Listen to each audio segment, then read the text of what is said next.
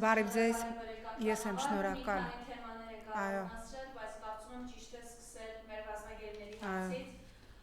Հայ ռազմագերիները շարունակում են խոշտակվել Բաքվի բանտերում, գալիս են սարսափելի տեղեկություններ, դրա վկայությունները մենք տեսել ենք դատական նիստերից մեկի ժամանակ լուսանկարները մեր ռազմագերիների կոտրված, ջարդված ատամներ, դեմքի վրա վնասվածքներ, ահազանգեր են գալիս, որ խոշտանգում են մինչև անգամ կոտրվածների այո, մասին խոսքը գնում։ Խնդրեմ։ մեր ռազմագերիները շարունակում են խոշտանգվել Բաքվի բերդերում եւ Ալիևը ու նրա քաղաքական էլիտան շարունակում է մեր ռազմագերիներին ներկայացնել որպես պատերազմի հանցագործներ։ Բաքվի բերդից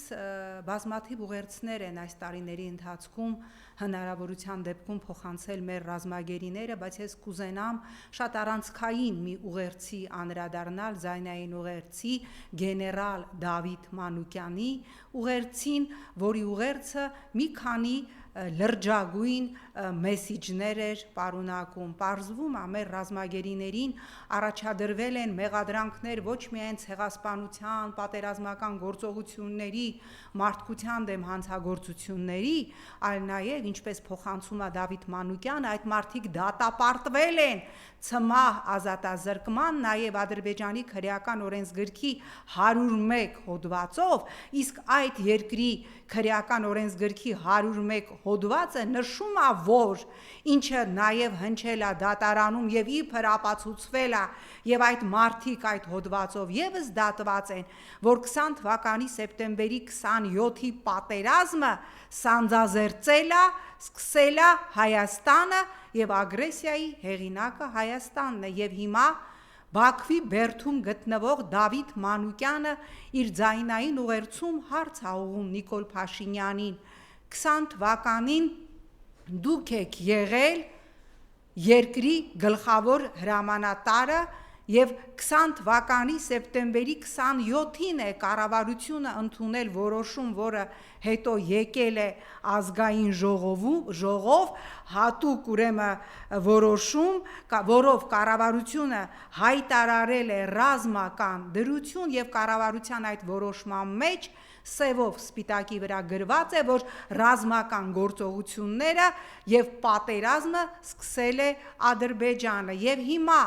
Նիկոլ Փաշինյան շատ լեգիտիմ հարց է ուղղում Դավիթ Մանուկյանը ձեզ ասելով. մեզ դատում են նաև նրա համար, որ 20 թվականի սեպտեմբերի 27-ին պատերազմը, ռազմական գործողությունները, ագրեսիան սանձազերծել է Հայաստանը եւ հարցնում է դուք որպես գերագույն գլխավոր հրամանատար այդ ժամանակ եւ երկրի վարչապետ թե այդ ժամանակ թե հիմա բան չունեք ասելու այդ մեղադրանքին եւ ի վերջո պատրաստակամություն եք հայտնել առաջին իսկ հնարավորության դեպքում մեկնել Բաքու մտավախություն չունեք, որ այնտեղ ձեզել են գերեվարելու որպես 20 թվականի սեպտեմբերի 27-ին ռազմական ագրեսիա սանձազերծած պետության ղեկավար եւ գլխավոր հրամանատար պատկերացնում եք աբսուրդը մարդիկ այսօր դատվում են աբսուրդագույն մեղադրանքներով մարդկության դեմ գործած ցեղասպանական գործողություններ ես չգիտեմ ինչ ասես, այդ թվում նաև նրա համար, որ Ադրբեջանը ինքը սանձազերծել է սեպտեմբերի 27-ին պատերազմ, եւ դա արձանագրված է միջազգային նաև հանրության կողմից եւ դա ֆիքսել է նաև Հայաստանը, պարզ է, չէ, ով է սանձազերծել պատերազմը,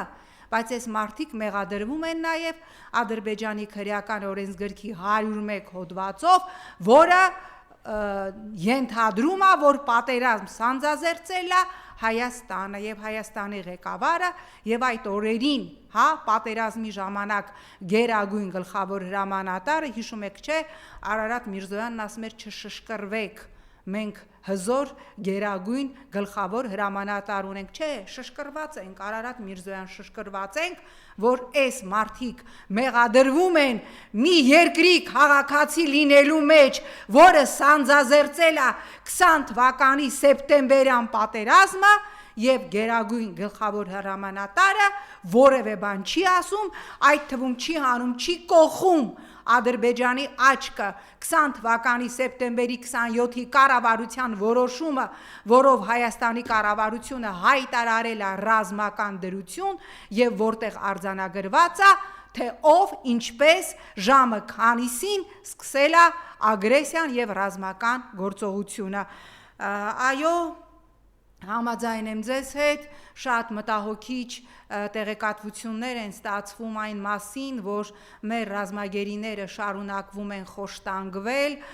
ինչպես փոխանցում է իրավապաշտպան Սիրանուշ Սահակյանը, այո, ընտանիքներից ստացված տեղեկատվությամբ մեր ռազմագերիները շարունակում են խոշտանգվել, նրանցից շատերը ահավոր հյուծված են, անգամ կոտրվածքների եւ ֆիզիկական բռնության այլ հետքերի մասին է խոսքը գնում, եւ քանի որ չկա այլևս կարմիր խաչ եւ որևէ կերպ հնարավոր չի տեղեկատվություն ստանալ մեր ռազմագերիների առողջական եւ հոգեկան վիճակից եւ Ադրբեջանը խորապես շարունակում է թքած ունենալ Եվրոպայի խորհրդի նախարարների կոմիտեի մի քանի անգամյա պահանջի վրա տեղեկատվություն տրամադրել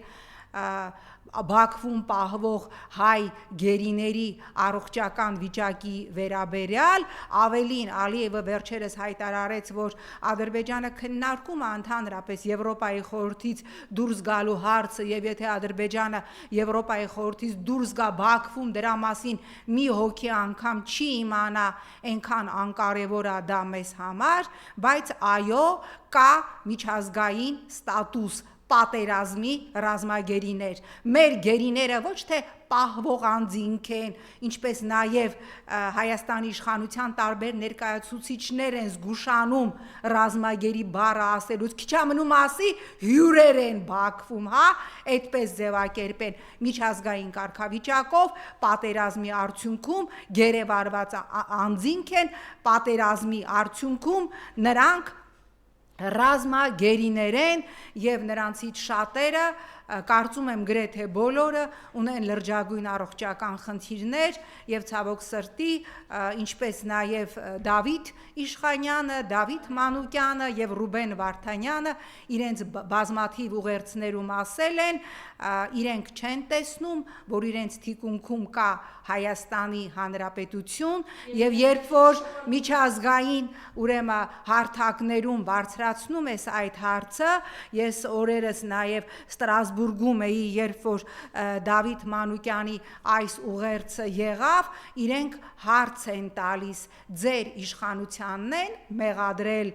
պատերազմ սանձազերծելու մեջ Ադրբեջանի քրեական օրենսգրքի 101 հոդվածով, ոչ թե չէ Ֆրանսիայի, Գերմանիայի կամ Նիդերլանդների իշխանությանը պատասխանել է ձեր իշխանությունը ոչ, բայց եթե չի պատասխանել Եվրոպայի խորհրդի խորհրդարանական վեհաժողովի շարքային պատգամավորից դու ինչ ես ուզում եւ այդտեղ բնականաբար ես եւ մեր մյուս գործընկերները լռում ենք։ Գանք մյուս հարցերին, այո, այս իշխանությունները մինչ խոսում են խաղաղության մասին, որ խաղաղություն են բերել, սահմանին զոհեր չկան, տեսնում եք գրագործներ չկան, բանակի ներսում կան մահեր, 7 ամսվա ընթացքում 30 մահ է արձանագրվել բանակում։ Խնդրեմ ես ասող ձեր տեսակետը։ 7 ամսվա ընթացքում 8 մահ է արձանագրվել, մի քիչ տեղեկատվությունը ճիշտ չի, 30 մահ անցած ամբողջ տարվա ընթացքում էր արձանագրվել, ուրեմն հերթական մահը բանակում 7 ամսվա մեջ 8 մահվան դեպք, որը կրկին որակվեց որպես ինքնասպանություն, ինքնասպանության դրդում, երբ այլևս բացահայտված է, որ զինվորը, որին դրդել են ինքնասպանության, ինչին ես մեծագույն վերապահումով եմ վերաբերում ինքնասպանության վարկածին, որտեղ անընդհատ ինչ-որ ինքնասպանություններ են, դրանից առաջ պարբերաբար եղել է ծեծված եւ այդ օրը իր դիրքեր բարձրանալու առաջին օրն է եղել եւ էլի զինվորը եղել է նվաստացված։ Սուրեն Պապիկյան, չես պատրաստվում հրաժարական տաս։ Սա զարհուրելի է, անցած տարի 30 դեպք, առաջի 7 ամիսներին 8 դեպք, խաղաղ պայմաններում, ոչ Ադրբեջանի կրակոցից։ Ինչ որ մեկը այս ամենի համար պատասխան տալու է, ալո, ով է այդ պատասխանատուն այս բանակի բարդակի, այս բանակի զարհուրելի հարաբերությունների։ 13 թվականին Լյուկ Ստեփանյանի պապայի ձեռքը տվեցիք որդու դագաղը եւ ուղղորդեցիք, որ բերի դնի կառավարության դիմաց, երբ որ 3 թե 4 դեպք էր եղել ամբողջ տարվա ընթացքում։ Բա ուր եք հկներ, որ Լյուկ Ստեփանյանի դիակը տվել էիք հոր ձեռքը, ասում էիք տար, սա նախադեպ է, եւ ինչպես Նիկոլն էր ասում, ամեն անվան հետևից պիտի գնանք եւ թույլ չպիտի տանք, որ այդ ամենը դառնա ընդամենը սովորական վիճակագրություն։ Բա հիմա սովորական վիճակագրություն չի, մի հատ տեքստ եք հրապարակում, տալիս եք զինվորի անվան առաջի տառերը, ինքնասպան եղավ Գ-թն, ինքնասպան եղավ Ա-բն եւ դրանով ավարտվում է եւ որևէ պատասխանատվություն չկա։ Սա է խաղաղությունը, սա է խաղաղ բանակը, այս բարքերն են խաղաղ երկրի, խաղաղ բանակի բարքեր։ Ուզում եմ անդրադառնալ նաեւ վերջերս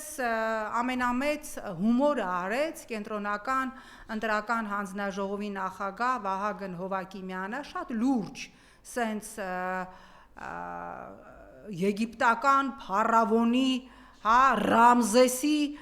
դեմքի լրջությամբ Վահագն Հովակիմյանը հայտարարեց, որ 26 թվականի հունիսի 7-ի ընտրությունները լավագույնն են եղել Հայաստանի պատմության մեջ։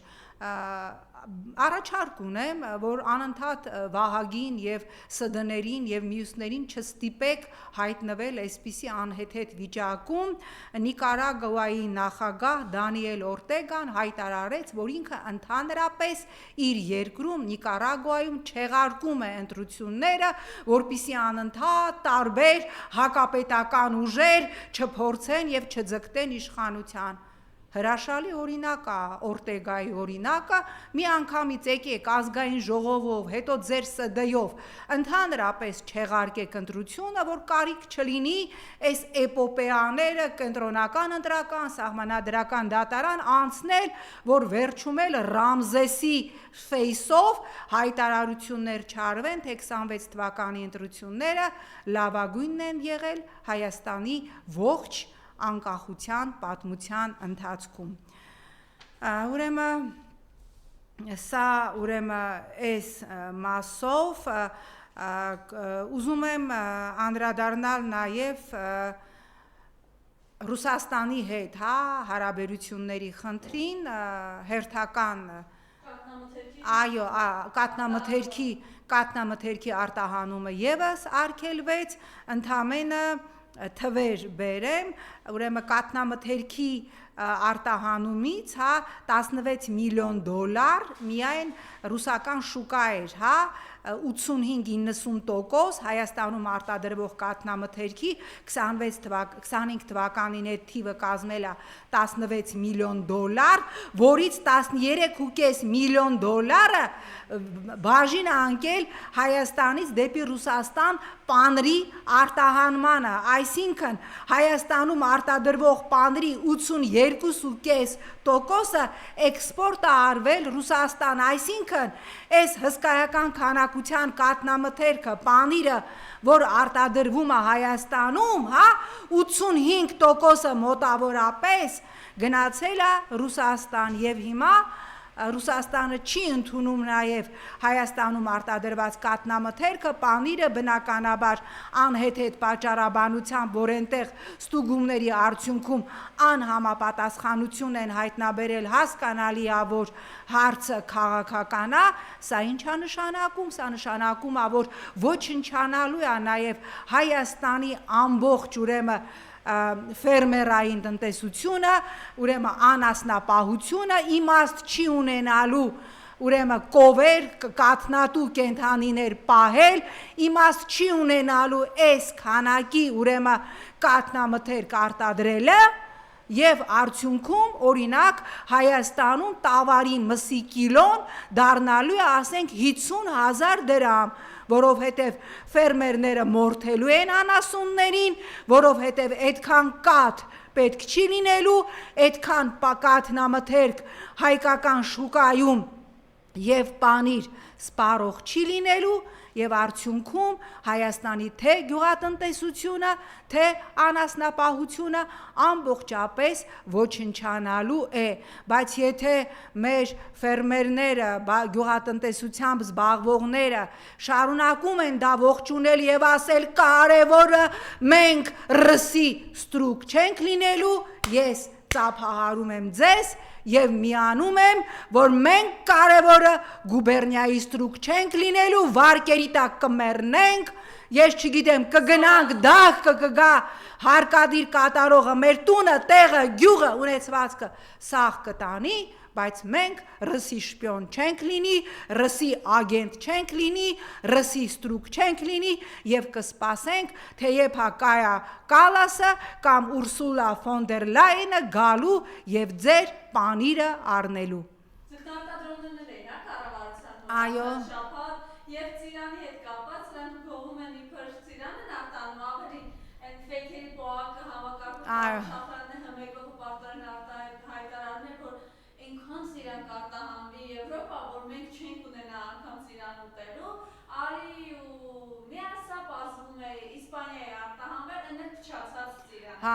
բնականաբար ինքը հասկանալի է, որ չի կարող, ես շատ ուրախ կլինեմ, որ մեր ծիրանը հայտնվի եւ մեր գյուղմթերքները հայտնվեն Եվրոպական միության շուկայում, բայց այդտեղ էստի համաձայնեմ Նիկոլի հետ, ծիրանը թողնում ենք մի կողմ, պոմիդորի, վարունգի եւ մյուսների մասով, որակը չի համապատասխանում, դուք չեք անցնելու եվրոստանդարտները, նույն Նիկոլն էր ասում, ձեր վատորակ գյուղատնտեսական մթերքները, բայց մենք բոլորս հասկանում ենք, որ նույնիսկ եթե ստանդարտիզացիան բերվի համապատասխան մակարդակի, հնարավոր չի, դու չես կարող օրերով, հա, մի շաբաթ մեքենաներով ծիրան եւ ծաղիկ արտահանել, հնարավոր չի, դրա ինքնարժեքը կլինի 20-30 եվրո, ծաղիկի հատն էլ կլինի 10 եվրո եւ ավանակ եվրոպացի,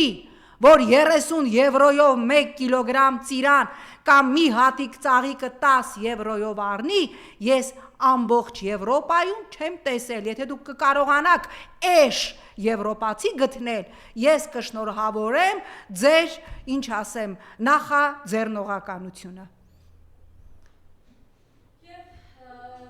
Հայաստանում մեր հայրենակիցները Բաքվում շարունակում են խոշտանգվել, Հայաստանում Այո, Արմեն Աշոտյանը այո, անգամի ծնունդը նշում է Հայաստանում, անցած շաբաթվա վերջը վերջինիս ծնունդը, այո, Անդրանիկ Թևանյան, Արեգ Դազման, այո, շատ կարևոր, հա, խնդրեմ ես այո, մասով գիտեք պարոն Ծառուկյանի նկատմամբ եւ այո, բոլորի շինծու գործերը, խնդրեմ։ Հուլիսի 25-ին Արմեն Աշոտյանի ծննդյան տարեդարձներ 4 անգամ, 4 տարի անընդմեջ Արմենը իր ծննդյան տարեդարձը նշում է անազատության մեջ 3 տարի բերդում, 1 անգամ նշել է տնային կալանքում եւ եթե փորձեք տրամաբանական բացատրություն գտնել թե իրավական առումով ինչի է Արմեն Աշոտյանը բերդում, ես այդ տրամաբանական բացատրություն գտնողին ամեն ինչ կանեմ, որ ներկայացվի Նոբելյան մրցանակի, չկա նման բան, Արեգնազ Մանուկյան հայտնի չի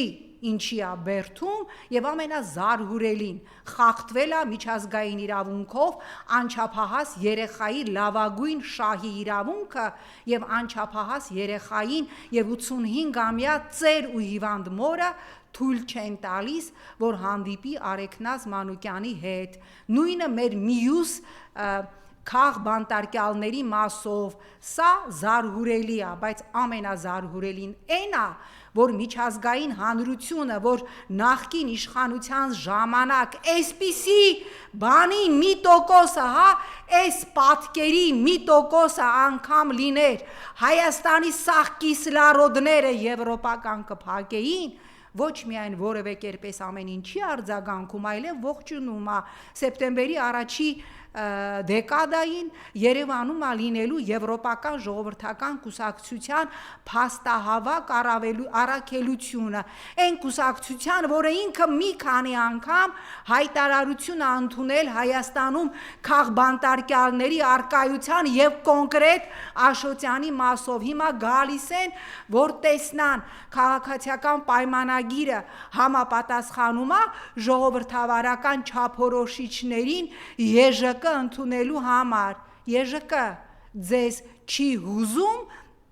որ այն մարդը, ում վերաբերյալ դուք արձանագրել եք ձեր բանաձևում, որ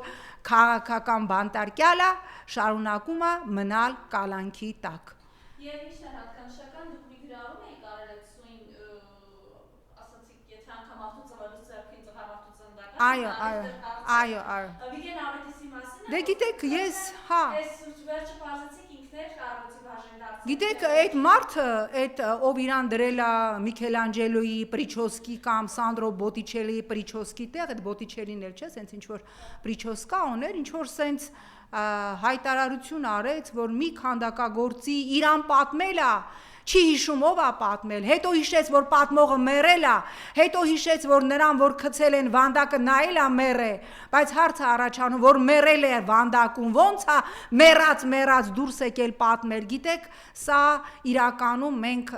ծիծաղում ենք, մենք հեգնում ենք, բայց սա իրականում ողբերգություն է, որ իրան մտավորական համարող մարդը կարա այնքան գծնի,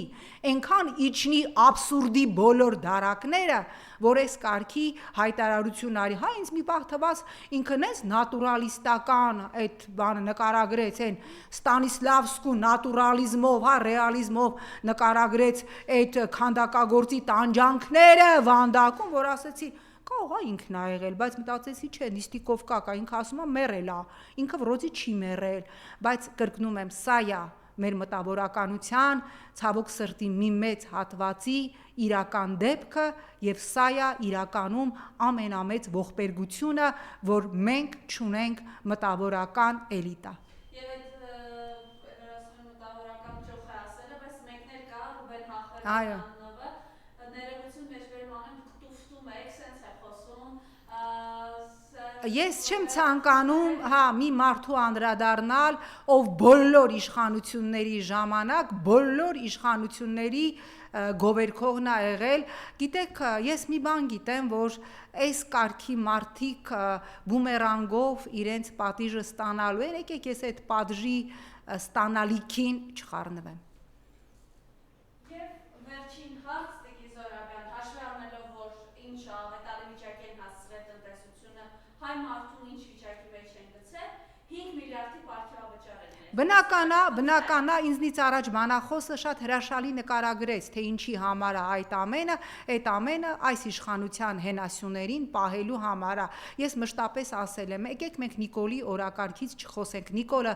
ֆանտաստիկ ճշգրտությամբ իր օրակարգը տանում է առաջ, եկեք մենք խոսենք Հական Նիկոլ Ճամբարի օրակարգի մասին, ինչ պիտի անի ընդդիմությունը, որ կարողանա այս աղետը կասեցնել։ Սա է հուսանք առաջիկայում, երբ որ կլինի խորհրդարանի առաջին նիստը եւ ընդդիմությունը կներկայացնի իր ճանապարհային քարտեզը, ինչպես Նարեկ Կարապետյանը ասեց, ինչպես են տեսնում խորհրդարան եւ փողոց համատեղ այս